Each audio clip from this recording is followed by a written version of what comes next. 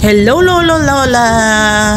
Kitchen tour naman po tayo para magkaroon tayo ng idea about sa kitchen. Ayan, showroom po to. How to minimize ang kitchen. Ayan po.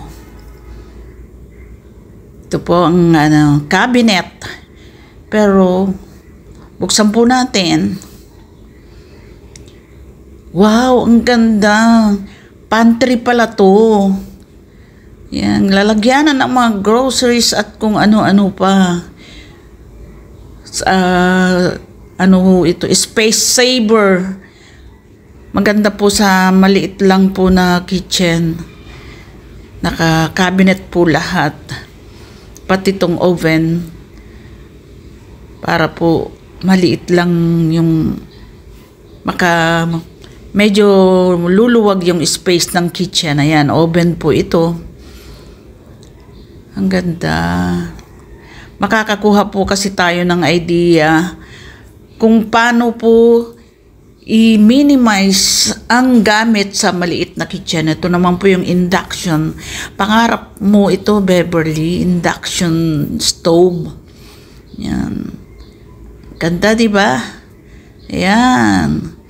Yan ang pantry na ditiklop. Mukhang maluwang yung kitchen maski na marami po itong gamit. Ang lalagyanan ang mga lalagyanan po ng plato, naka-cabinet po siya. Ang sink, ang lababo, ang ganda.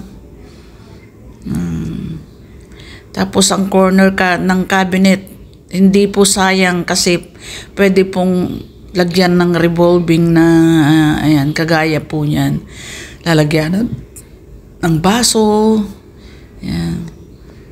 Makakakuha po tayo i-idea dito kung paano natin i-minimize ang ating kitchen na kumpleto tayo sa mga kagamitan. Yan po. Lagyan na ng mga baso. Tapos may center table pa po siya. Ang galing. Ang ganda naman. Yan. Ganito ang magandang kitchen. Maski na maliit lang po yung space, pero andyan na po lahat ng gamit natin, kompleto na. Thank you for watching. See you again on my next video.